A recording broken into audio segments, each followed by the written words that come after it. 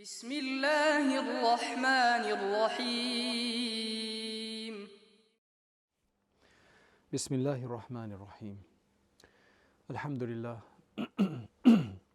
الحمد لله والصلاة والسلام على سيدنا محمد وعلى آله وصحبه أجمعين أما بعد.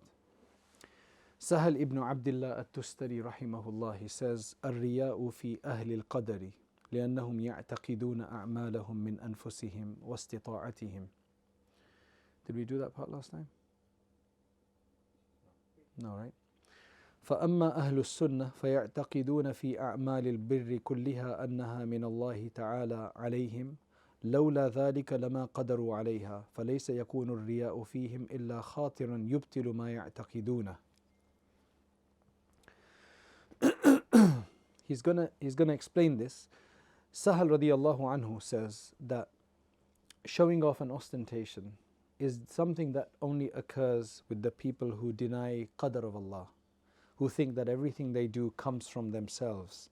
Only they can show off with their actions because they think that every action that they do it by virtue of themselves, and Allah subhanahu wa ta'ala is not the facilitator or enabler of them. Because they believe that their actions are from themselves and are from their own capabilities. Ahlus Sunnah wal Jama'ah, though, they believe that all of their good actions are from Allah subhanahu wa ta'ala upon them. And they also believe that if it wasn't from Allah subhanahu wa ta'ala, they wouldn't be able to do anything. If Allah had not enabled us to be here, we wouldn't have been able to be here. Allah is the one who enables everything. So that's why he says that usually you can't have riya and showing off within the people of the Ahlus Sunnah wal Jama'ah, except like a thought. It's this thought that comes and it can corrupt their idea. It can corrupt. But from a belief perspective, they can't have riya. But from a spiritual perspective, that sometimes it can overcome you and you forget. Because your belief is that everything comes from Allah. But sometimes you can forget that and start thinking it's from yourself. It's a very interesting take on it, right? You're saying that as your tenet of faith, you can never believe that that anything can come from yourself because you believe that everything comes from Allah. But sometimes you could forget that and then mess up your action and corrupt it because of thinking that it's from myself, because you've forgotten about Allah and you've forgotten your belief system. That's what he's trying to say. So he's saying that to say that you can't have riya, this is specifically related to those people who are always awake and aware and conscious of Allah subhanahu wa ta'ala. So anybody who does enough dhikr of Allah would hardly ever show off, would ever have to show off with the actions, because they're constantly remembering Allah. And if you constantly remember that it's Allah who's giving you the ability to do anything and everything that you're doing, how can you show off about it? Because you're always saying it's Allah who's doing it, and you can't show off about that. You can only thank Allah that Allah is giving it to me to do. That's it. So anybody who believes that everything is from Allah subhanahu wa ta'ala, and then after you've done it, or while you're doing it for the sake of Allah as well. That whenever I'm feeding somebody, I'm helping somebody, I am doing a good deed, I'm doing it because of Allah subhanahu wa ta'ala. So if your belief is sound, and then the actions you do based on that belief are all also in sync with that, my belief is that everything comes from Allah and is for the sake of Allah, and when I do something, it is for Allah as well. If both of those things are together, then your actions, salim al-amal wa khalasa insha'Allah ta'ala. Your actions will always be pure. So we have the first part, which is we have the belief that everything is from Allah. We always lose out that we're misdirected by the shaitan to think that we boast about it. That, it's from me. The riya comes in there. That's why then he says, فَأَمَّا مَنْ دَخَلَ نِيَّتَهُ الْمُرَاءَ أَوْ خُتِمَ بِهِ عَمَلُهُ فَقَدْ بَطَلَ ذَلِكَ الْعَمَلُ وَإِنْ كَانَ يَعْلَمُ أَنَّ ذَلِكَ الْعَمَلُ مِنْ مَنِّ اللَّهِ تَعَالَى عَلَيْهِ. So although you know that everything comes from Allah, if somebody was to ask you, who gave you this ability? Allah. Then why did you mess up your action and finish it off while thinking, everybody's going to praise me? Why did you lose sight of Allah, even though you started with a belief in Him?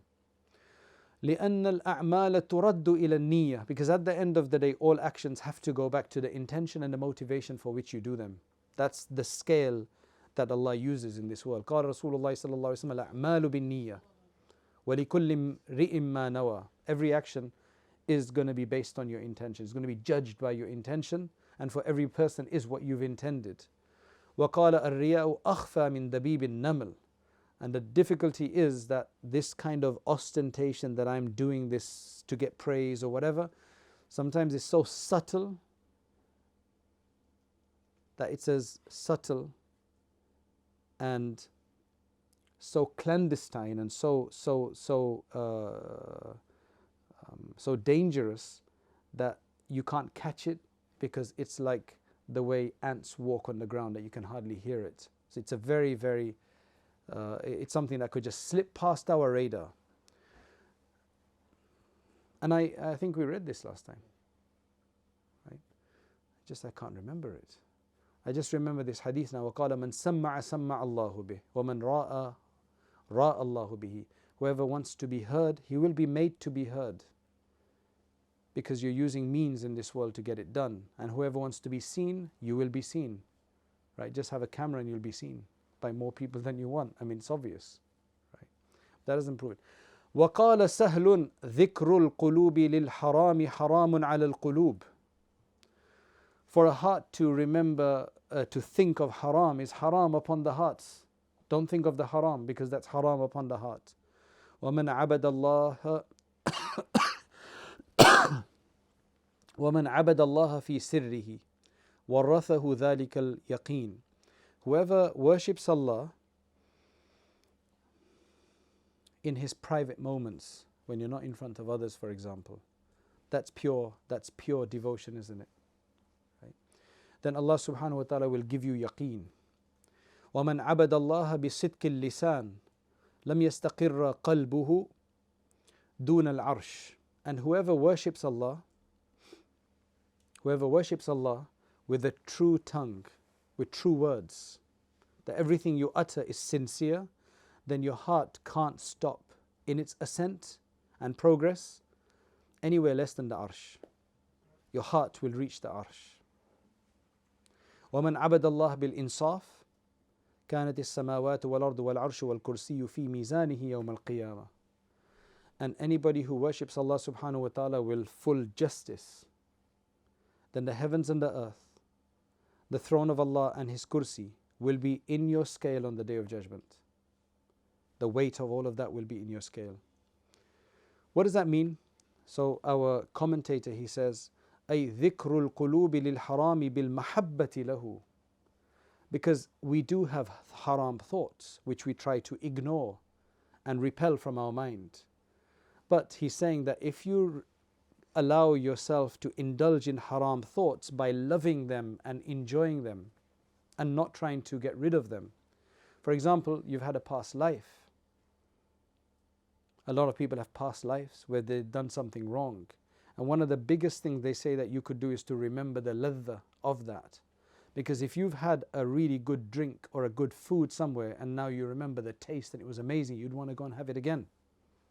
So one of the ways to relapse is to remember the pleasure of a wrong that we've done in the past.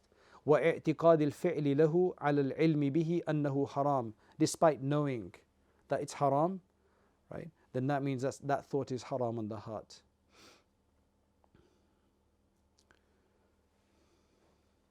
When he says that this is a commentary of what I just explained, he says that whoever worships Allah with a true tongue, with true words, with sincere words, meaning the words are sincere because they match with the sincerity in your heart. So you've got a sincere place it's coming from, purely focused on Allah, and your tongue utters the same thing as what's in your heart.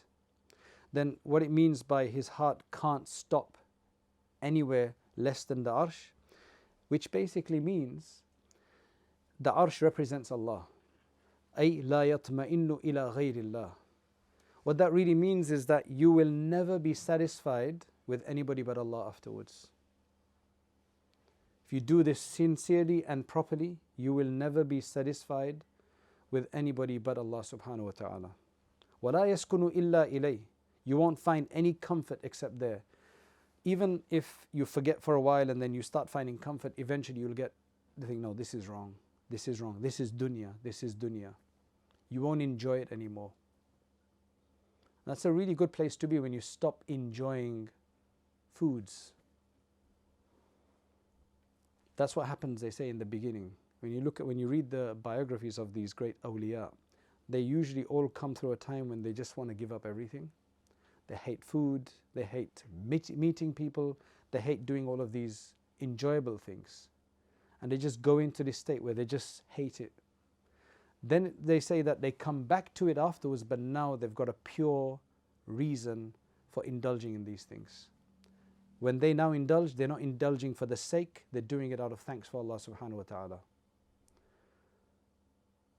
That's why you see the awliya, they don't have to be holed up in a cave somewhere.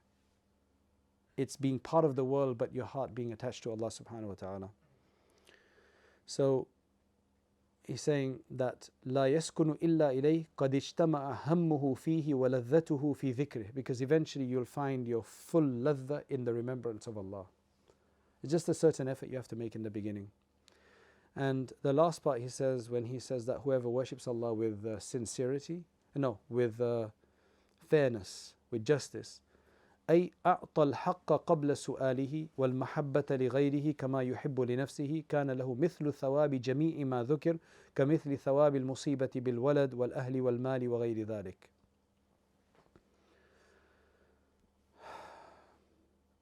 He is the one who is giving the truth and fulfilling the truth before it's even required from you to give it.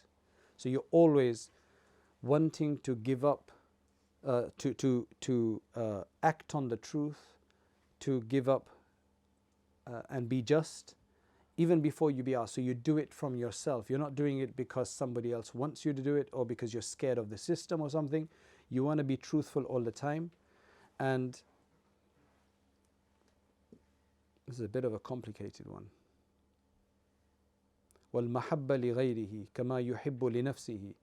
And you love others just like you love yourself. So you remove your selfishness. You're no longer selfish for yourself. Then you get the reward of everything because you're doing it for the sake of everything else and not for yourself anymore. So then you ultimately get reward for everything that you're doing. Then he says, وَأَنَا أَقُولُ مَنْ عَبَدَ اللَّهَ تَعَالَى بِالْإِحْسَانِ وَالتَّفَضُّلِ كان الله له عوضا من كل شيء دونه ولم يكله إلى أحد غيره. Whoever worships Allah subhanahu wa ta'ala with full beautification and perfection in that and with an act of grace, you're doing it for the sake of Allah subhanahu wa ta'ala in the most elegant and excellent manner, then Allah subhanahu wa ta'ala will give Himself to you in recompense. Because we have then fully shown our devotion to Allah in the purest way and in the most elegant way, then Allah says, okay, I give you myself. Which means that He becomes our caretaker in everything, our wali. So we are become His awliya. And then He will not let you be delegated to anybody else. He will look after us. So we ask Allah subhanahu wa ta'ala for tawfiq and for understanding this and it becoming a reality in our hearts. وآخر الدعوانا أن الحمد لله رب العالمين.